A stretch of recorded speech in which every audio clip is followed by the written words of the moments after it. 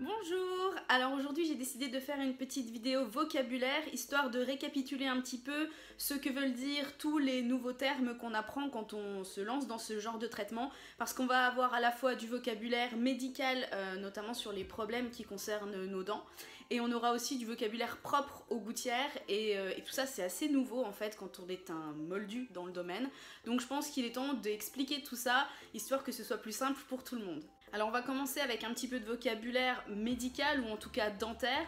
Alors la première chose qui est importante à savoir, c'est ce que signifie occlusion. Alors voici ma mâchoire, c'est la mienne, elle est magnifique, n'est-ce pas?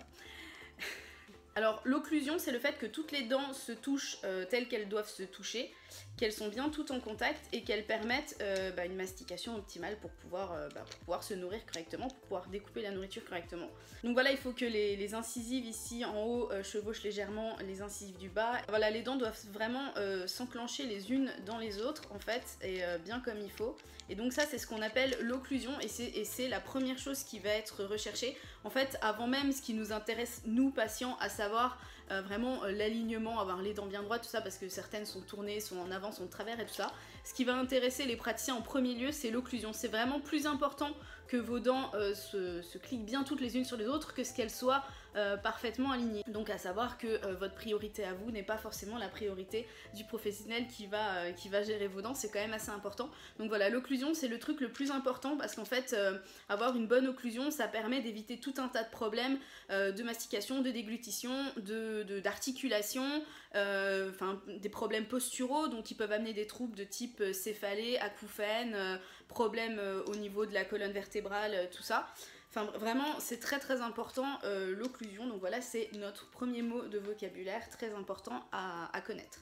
Donc ensuite, puisque j'ai ma mâchoire dans la bouche, je vais vous donner un petit peu de vocabulaire dentaire qui sera pas forcément très utile, mais si vous avez prévu de vous la péter chez votre dentiste ou ou juste parce que vous aimez bien savoir un petit peu ce qui se dit en fait et ce qu'on a prévu de vous faire, je vais vous parler un petit peu de comment ça s'appelle tout ceci. Donc nous avons la mâchoire supérieure et la mâchoire inférieure, que nous moldus appelons les dents du haut et les dents du bas.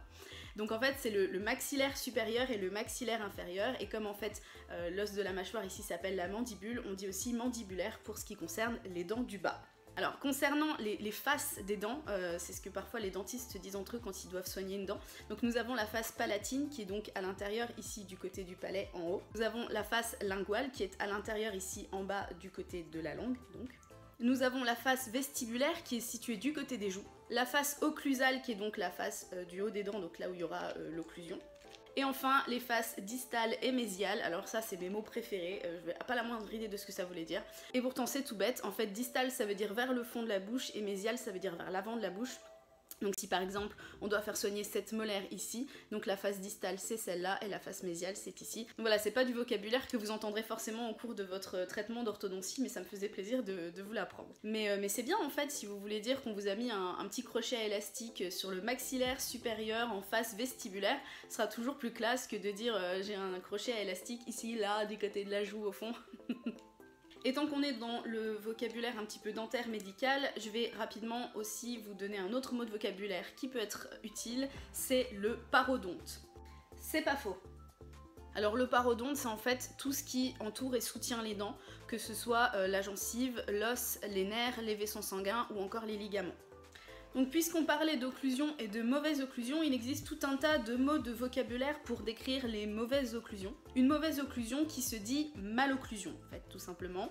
Alors nous avons par exemple la supraclusion, c'est quand les incisives du haut vont venir, quand on ferme la bouche, cacher complètement quasiment les incisives du bas. Donc ça c'est ce qu'on appelle une supraclusion. Et quand c'est l'inverse, si ce sont les incisives du bas qui viennent recouvrir comme ça les incisives du haut, on appelle ça un articulé inversé ou une occlusion inversée en fait. Donc on peut avoir aussi une infraclusion, alors c'est pas forcément facile à montrer, c'est quand voilà, quand les dents à l'arrière se touchent et qu'à l'avant il y a une béance en fait, c'est une béance tout simplement, ça s'appelle une infraclusion. C'est ce qui peut avoir lieu notamment chez les gens qui ont sucé leur pouce un petit peu tardivement, chez les enfants, on retrouve ça souvent chez les enfants qui sucent leur pouce en fait. Alors autre chose qui va pas être forcément facile pour moi d'illustrer, c'est la surocclusion. C'est quand il y a par exemple une dent qui dépasse par rapport aux autres et que toute la mâchoire en fait va reposer sur cette dent.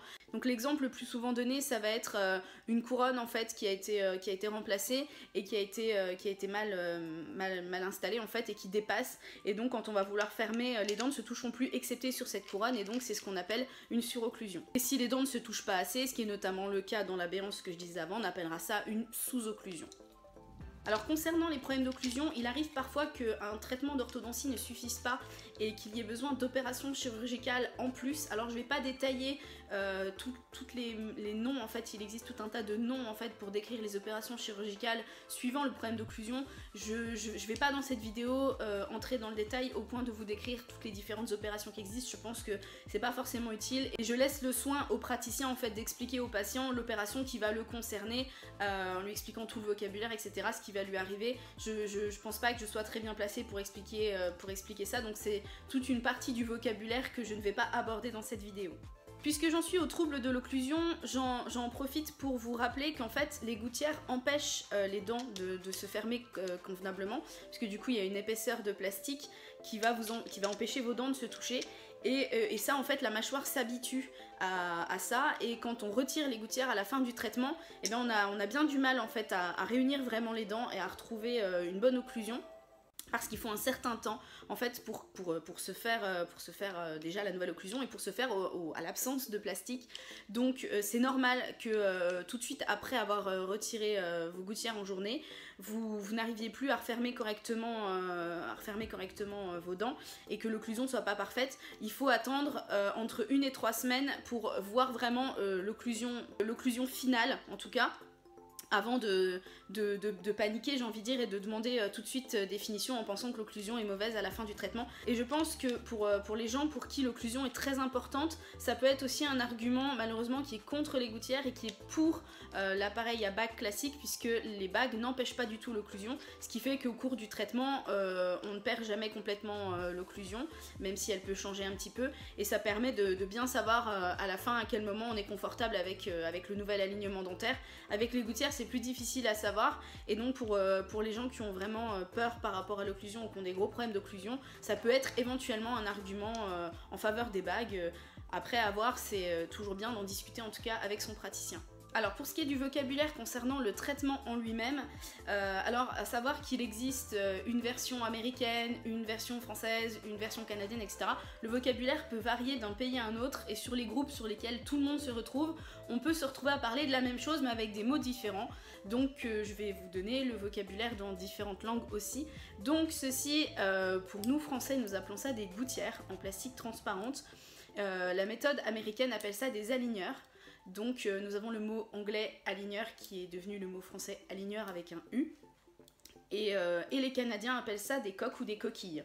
En revanche, là où nous sommes tous d'accord, c'est sur les taquets. Donc les taquets sont des petits points d'ancrage. Alors ici le moulage n'est pas de la couleur des dents, hein, mais les taquets en fait sont de la couleur des dents. Ce sont des petits points comme ça qui vont être collés sur les dents. Il y en a de plusieurs formes.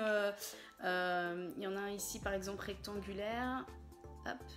Il peut y en avoir des petits comme ceci, il peut y en avoir plusieurs, pardon, comme vous voyez c'était mon cas. Donc ce sont des petits points de résine transparente ou de la couleur de vos dents qui vont être collés sur vos dents, qui seront en fait très discrets, quasi invisibles, et donc qui servent de point d'ancrage. Vous les retrouvez sur les gouttières sous forme de petites bulles comme ça.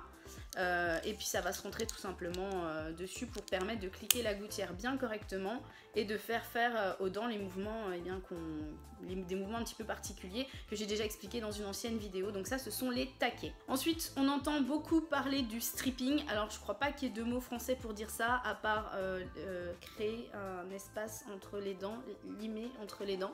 Donc voilà, le stripping, c'est le fait de créer de l'espace entre les dents en y plaçant une petite lime, en limant en fait entre les dents un tout petit peu d'émail. On lime vraiment très peu, ça change vraiment pas grand chose, j'en ai déjà parlé dans une ancienne vidéo.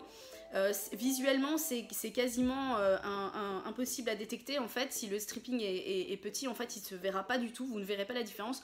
En revanche, si vous avez comme moi des difficultés à passer le fil dentaire entre certaines dents, après une séance de stripping, le fil dentaire passe entre les dents, donc c'est la preuve que les dents qui étaient vraiment trop serrées eh bien, ont maintenant de l'espace pour bouger un petit peu.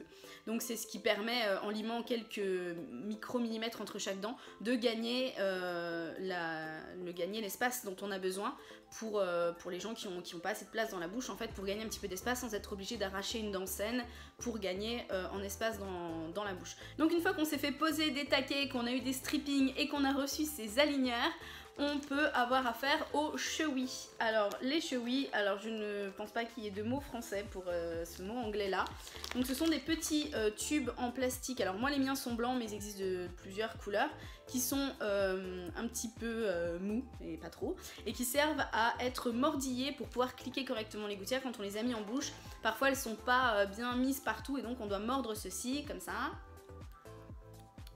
Voire insister s'il y a une dent qui nous fait mal ou si vraiment on a une dent qu'on voit parmi toutes les autres qui veut pas se cliquer, eh bien insister sur celle-ci. C'est un genre d'anneau dentaire en fait, mais spécialement conçu pour ce traitement là. À savoir que si vous n'en avez pas, si votre praticien ne vous en a pas donné, etc., un anneau dentaire pour bébé que vous trouvez en supermarché fera aussi très bien l'affaire, hein. L'important c'est d'avoir une matière qui puisse être mordue pour pouvoir cliquer les gouttières sans abîmer les gouttières et sans abîmer le matériel que vous allez mordre, bien entendu. Alors, autre mot de vocabulaire, l'ATP38. Alors je vais en parler très rapidement dans cette vidéo parce que je ferai une vidéo dédiée entièrement au sujet plus tard. Et c'est en fait de la luminothérapie, je vais dire ça comme ça, c'est peut-être un petit peu vulgarisé, je reviendrai là-dessus plus tard comme je disais. Donc voilà, c'est de la lumière qui va aider le parodonte à cicatriser et donc qui va pouvoir permettre d'accélérer le traitement.